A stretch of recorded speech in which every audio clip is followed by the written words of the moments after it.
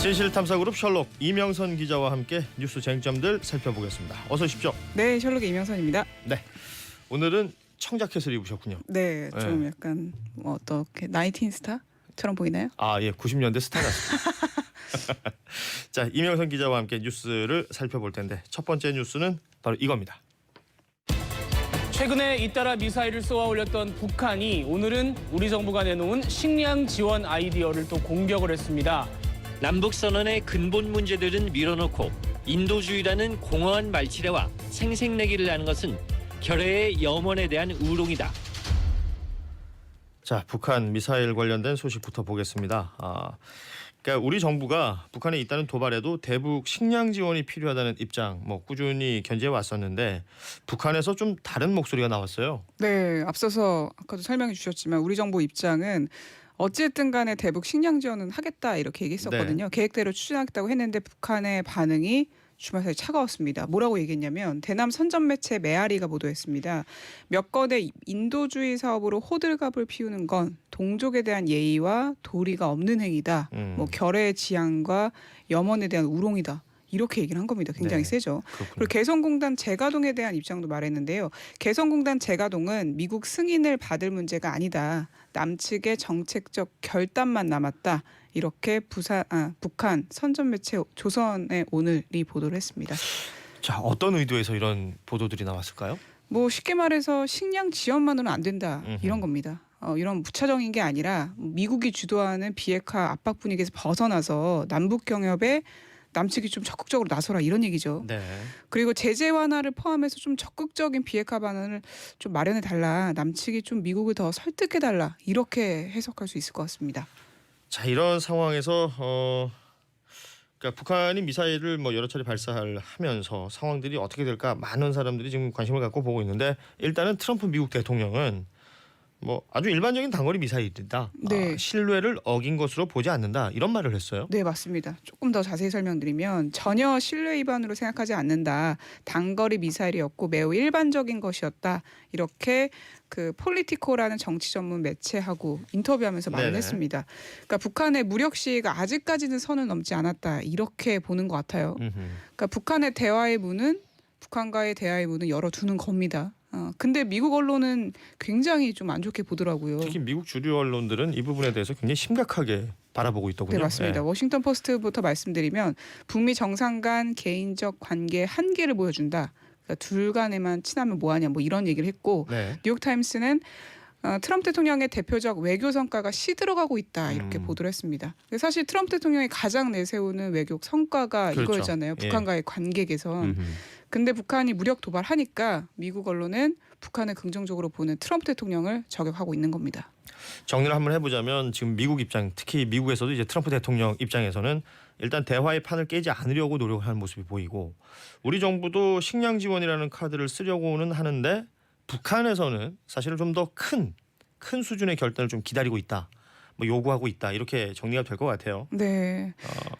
이럴 때 우리 정부의 반응이 또 나오는 게 있을까요? 네, 주말 사이 또 나왔는데요. 청와대는 이미 이 문제를 두고 식량 지원을 두고서 한미 정상 간의 통화를 했다고 합니다. 네. 대북 식량 지원과 관련해서 실무 단위 검토를 계속하기로 얘기 나눴다. 이렇게 밝혔습니다. 그리고 대남 선전 매체가 어쨌든 이 식량 지원에 대해서 부정적인 입장을 보인 거잖아요. 근데 대남 선전 매체 입장은 북한 공식 입장이라고 볼 수 없다. 이렇게 청와대 관계자가 말하기도 했습니다. 아, 그렇군요. 이게 지금 보도가 나온 데가 이제 메아리라든지 조선의 오늘이라는 곳이 우리가 흔히 보도에서 많이 인용하는 조선중앙통신이나 조선중앙방송이 아니에요. 네, 공식 매체가 아니다 보니까 사실 한 단계 무게가 떨어진다 이런 평가는 있습니다. 네. 그래도 어쨌든 우리 정부는 식량 지원을 추진을 하는데 북한이 무력 시위를 한 것에 대해서 여론이 굉장히 안 좋잖아요. 우리도 그렇고 미국도 지금 그래서 여론 수렴 과정이 필요할 것 같습니다. 그렇습니다. 자, 북한 미사일 발사 관련된 한국 또 북한, 미국의 입장을 한번 정리해봤습니다. 다음 뉴스 이어가죠. 아프리카에서 무장단체에 붙잡혀 있다가 프랑스 특수부대에 구출된 40대 한국인 여성이 오늘 새벽에 파리에 도착했습니다. 부르키나파소에서 무장 세력에 28일 동안 억류됐던 한국인 40대 여성은 비교적 건강한 모습입니다. 우리 외교부는 이번 납치 사고가 발생한 부르키나파소 일대를 여행 금지 지역으로 조정할 것을 검토하고 있습니다. YJS라는 분이 유튜브에 글을 하나 올려주셨어요. 거의 한 달간 우리 국민이 납치된 사건으로 프랑스 대통령까지 직접 마중 나갈 정도인데 제가 뉴스를 많이 안 봐서 소식을 모른 건가요? 아니면 국회 싸움만 보도하는 언론이 보도하지 않은 건가요? 한 달간 구출이 된 후에 소식을 접하게 된 게 황당하네요. 네. 자, 지금 이 사건에 관련돼서 이런 반응이 나올 수밖에 없는 것 같아요. 네. 저도 뉴스를 접하면서 부르키나파소? 이건 어디 있는 나라지? 라는 생각을 하면서 또 뉴스를 볼 수밖에 없었습니다. 일단 정리를 한번 해보자면 네, 한번 정리를 해보겠습니다. 네. 이 아프리카 대륙을 보면은 저도 어제 지도를 보니까 대충 9시쯤에 있는 나라더라고요. 9시쯤에 네. 그 정치적 종교적 갈등으로 인해서 테러가 좀 빈번한 곳입니다. 부르키나파소라는 나라가 네, 맞습니다. 그 무장 조직 테러가 잦은 북부 4개 주는 적색 경보, 그러니까 여행을 하면 안 된다, 철수 권고되는 지역이고 나머지 지역은 황색 경보가 발령돼 있습니다. 네. 여행에 주의가 필요한 곳인데 지난주 목요일에 이 프랑스군이 이 나라에 머물고 있는 무장 세력을 급습했는데 거기서 한국인이 발견된 겁니다. 그렇습니다. 원래는 억류돼 있는 프랑스인 2명을 구출하러 갔는데 한국인하고 미국인 여성 1명씩 더 있었던 거예요. 그래서 같이 오게 된 겁니다. 그 인질이 있다 보니까 프랑스 군인들이 무장단체하고 굉장히 교전이 길어졌습니다. 네. 조심스러웠겠죠. 그래서 이 과정에서 프랑스 요원 2명이 목숨을 잃었고요. 무장 세력 4명은 사살됐습니다. 네. 그 억류돼 있던 한국 여성은 40대로 확인됐고 건강에는 이상이 없습니다. 지금 프랑스 파리에 옮겨져 있죠. 이동해 네. 있는데 이 여성은 혼자 장기간 여행을 왔다가 도중에 미국인 여성을 만나서 동행을 했고 버스로 이동하는 과정에서 무장 세력에 납치된 것으로 보입니다. 자, 지금 이 부분이 중요해요. 사실은 그 프랑스 군이 작전을 펼치는 과정에서 우리나라 여성이 그곳에 있다는 걸 알고 간 건 아닙니다. 가서 작전을 펼치다 보니 한국인이 있었다라는 거예요. 네.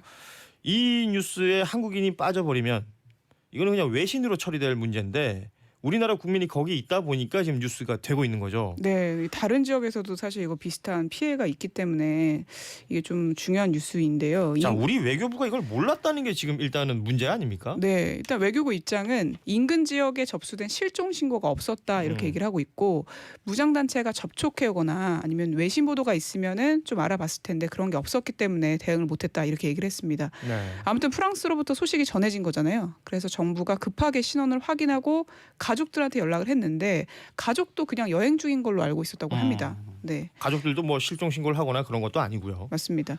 여기 왜 갔는지 좀 찾아보니까 국립공원이랑 맞붙어 있더라고요. 이 피해 지역이. 네. 그래서 아프리카 생태계를 볼 수 있는 공원이 있어서 여행자들이 자주 찾는다고 합니다. 근데 거기가 이슬람 극단주의자들이 좀 많았던 거죠. 무장 활동을 하는 곳이었고. 그래서 여성이 납치된 곳은 황색 경보 지역이었는데 구출된 곳은 적색 경보 지역이었습니다. 네. 그래서 일부 사람들은 왜 위험한 데 갔냐 이런 비판도 지금도 하고 있습니다. 문자 메시지로 그런 문자들이 많이 오고 있습니다. 네, 가지 프랑스에서도 말라는 곳을 왜 갔느냐 뭐 이런 문자들이 많이 보이는데 우리나라뿐만 아니라 프랑스에서도 마찬가지 얘기가 나오더라고요. 음흠. 아무튼 그래서 우리 외교부는 그 납치 경위를 자세히 파악해서 이 지역 여행 경보를 상향하겠다, 상향 조정하겠다 이렇게 밝혔습니다.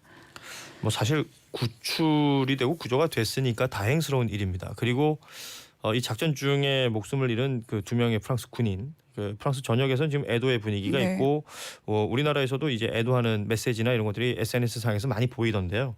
어찌됐건 이 여행을 한다는 건 개인의 자유일 수 있으나 그 개인의 안전과 생명의 위협이 느껴질 수 있는 상황, 이런 상황들에 대해서 어떻게 대처를 해야 되는지는 또 이번 기회를 통해서 한번 제대로 살펴야 될 것으로 보입니다. 아프리카에서 무장 세력에게 붙잡혔다 구출된 우리 국민에 대한 소식을 전해봤습니다. 다음 뉴스 이어가죠. 전국의 버스 노조가 사흘 뒤 다음 주 수요일부터 파업을 하겠다고 예고를 한 상태입니다. 버스는 7월부터 근무 시간이 52시간으로 줄어드는데 그만큼 줄어드는 월급을 정부든 누구든 채워달라는 게 핵심 주장입니다. 고용기금, 공공형 버스 지원 등 최대한의 지원책을 준비하고 있습니다. 노선버스 업무를 담당하고 있는 지자체도 적극적으로 나서야 합니다. 저는 최근 뉴스 중에 가장 좀 피부에 와닿고 중요한 뉴스가 아닐까 싶은데요. 서울과 부산 등 전국 11개 지자체 버스 파업이 이제는 뭐 예정대로라면 이틀밖에 안 남았어요. 네, 그래서 정부가 어제 대책을 논의했습니다. 네, 일단 좀 상황을 간단하게 정리하면 그 근무 시간이 52시간으로 줄면서 거기에 따라서 버스 기사 월급이 줄어드니까 어떻게든 대책 마련해 달라 이렇게 버스 기사 노조에서 주장했었거든요. 네. 그래서 내일까지 협상이 타결 안 되면 전국 버스 노조가 수요일부터 파업하겠다 이렇게 얘기를 했었습니다. 그래서 주말 동안 바빴습니다. 뭐 실무진들이 협상하고 그랬는데 별다른 진전이 없으니까 정부가 국토부, 노동부 장관 참석한 가운데 긴급 회의를 연 겁니다. 근데 별다른 대책은 없었고요. 그러니까 뭐 노사가 적극적으로 중재해서 합의해라 뭐 이렇게 얘기는 했는데 그래도 김현미 국토부 장관하고 이재갑 고용부 노동부 장관은 버스 요금 인상해야 근본적인 문제가 해결된다는 의견을 냈습니다. 결국 돈이라는 게 어디선간 더 들어와야 된다라는 얘기죠. 네, 수도권 기준으로는 4년마다 요금이 올랐었거든요. 근데 이 요금 인상은 국토부하고 고용노동부가 결정하는 게 아니고 이 권한은 서울시, 경기도와 같은 지자체에 있습니다. 네. 이게 지금 계속해서 엉키고 있는 거예요. 지금 중앙정부, 그러니까 중앙정부에서는 버스 요금 올려야 된다라고 얘기를 하고 있는 거고 지금 버스 요금을 관할하고 있는 지자체들, 뭐 경기도, 인천, 서울 이런 지자체들은 그 얘기가 다르단 말이에요. 어떤 입장을 가지고 있을까요? 정부는 중앙정부는 아까 말씀드렸지만 버스 요금 한 200원 정도 올리면 상당 부분 문제가 해결될 거다 이렇게 보고 있습니다. 네. 경기도도 마찬가지입니다. 그러니까 7월부터 근무 시간 단축으로 당장 한 3,000명 정도 버스 기사를 채용해야 되니까 인상은 불가피하다 이런 입장인데 근데 문제는 뭐냐면요. 수도권의 다른 지자체가 조금 다른 입장입니다. 네. 왜냐하면 통합 환승 할인제로 묶여 있거든요. 이게 뭐냐면 서울에서 경기도 넘어갈 때도 띡 찍으면 환승이 되잖아요. 그렇죠. 그러면서 또 할인 요금을 적용받을 수가 있죠. 맞습니다. 네. 그래서 환승객이 낸 요금을 일정 비율로 나눠갔거든요. 지자체가. 그래서 경기도만 기본 요금을 올릴 경우에 인상분 중에 일부가 서울 버스 회사로 돌아갑니다. 그러니까 경기도 입장에서는 약간 손해일 수 있죠. 그럴 수 있겠군요. 네. 네. 그래서 지금까지는 버스 요금을 올릴 때 그 지자체가 같이 올렸습니다. 경기도, 서울, 네. 뭐 인천 이런 식으로 다 같이 올렸습니다. 그래서 연쇄적으로 인상이 불가피할 것이다. 이런 예상이 나오는 겁니다. 그 광역버스 타시는 분들은 알겠지만 광역버스 요즘에 보면은 그 환승 할인 없애자라는 그 피켓들이 이렇게 붙어 있어요. 그러니까 그런 것들이 바로 이런 내용들 때문에 붙어 있는 것으로 보이는군요. 버스 노조 측은 어때요? 노조 측도 뭐 한 200원 정도 올리면 문제가 해결된다 이렇게 봅니까? 요금 인상은 당연히 환영하는 입장이고 네. 그것뿐만 아니라 근로 조건도 개선돼야 된다 이렇게 얘기를 하고 있습니다. 그리고 이 문제를 두고 오늘 홍남기 부총리 겸 기획재정부 장관하고 버스 노조하고 비공개 만남을 가질 예정입니다. 네. 여기서 노조 측은 어떻게 얘기를 할 거냐면 전국적으로 버스 준공영제가 도입될 수 있도록 정부가 좀 지원금을 올려달라 이렇게 요청할 것으로 알려지고 있습니다. 이건 뭐 굉장히 중요한 문제입니다. 우리 하루하루 생활하는데 반드시 그 포함되어 있는 요소 중에 하나이기 때문에 좀 현명한 판단과 현명한 결론이 났으면 좋겠다라는 생각을 가져봅니다. 자, 김학의 전 법무부 차관 이야기 잠시 짧게 한번 해보도록 하죠. 어제 검찰에 다시 나와서 조사를 받았습니다. 조금 전에 집으로 돌아갔는데 거의 모든 의혹을 부인하고 있다고요. 네, 성범죄 의혹 그리고 금품 받은 것도 없다 이렇게 얘기를 하고 있는데 윤중천 씨를 모른다 그랬다면서요? 네, 맞습니다. 윤중천 씨를 모른다는 입장이기 때문에 별장에 간 적도 없고 동영상 속에 있는 남성은 나도 아니다 이렇게 얘기를 하고 있습니다.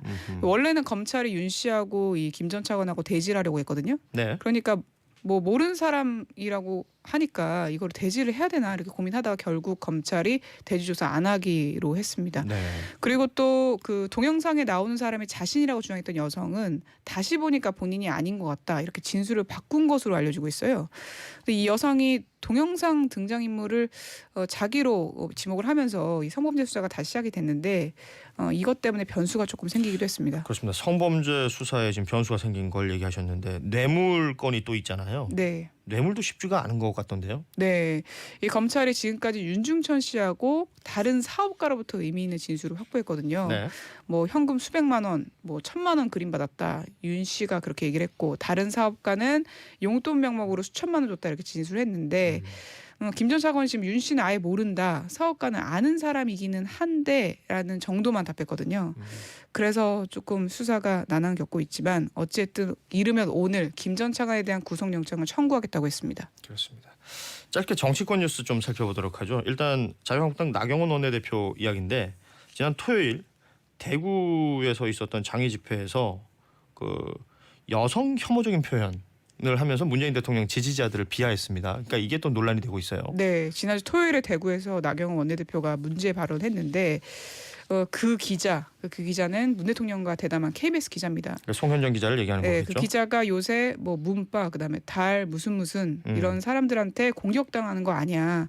독재 어떻게 생각하냐 묻지도 못하냐 이렇게 얘기했는데 이 달 무슨 이 말이 비속어입니다. 그러니까 극우 성향 누리꾼들이 성매매 여성을 빗대어서 사용하는 말이거든요. 네. 그래서 일부 매체에서는 특히 SBS는 이 말을 그냥 아예 삐처리해서 이렇게 그렇죠. 보도하기도 했습니다. 워낙 매체마다 다릅니다만 이대로 표현하는 매체도 있고 아니면 이 거북한 표현을 빼고 지금 보도하고 있습니다만 내용을 살펴보자면 그 문재인 대통령을 지지하는 세력 일부를 이제 성매매 여성의 그러니까 아주 여성 혐오적이고 비하적인 내용이 들어있는 표현이에요. 네, 부적절하죠. 나 원내대표는 그래서 이제 사과를 하긴 했습니다. 근데 네. 뭐라고 했냐면 정확하게 어떤 의미인지 몰랐다. 그 유래도 알지 못했다 하면서 사과는 하긴 했는데 논란이 가라앉지 않고 있습니다. 관련 논평들이나 뭐 각종 반응들은 뭐 소셜 미디어 이런 곳에 계속해서 쏟아져 나오고 있습니다. 네.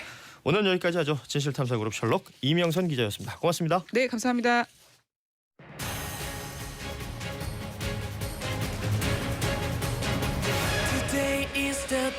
투데이 오늘 뉴스가 될 장소, 인물, 이슈들에 대해 미리 만나보죠. 투데이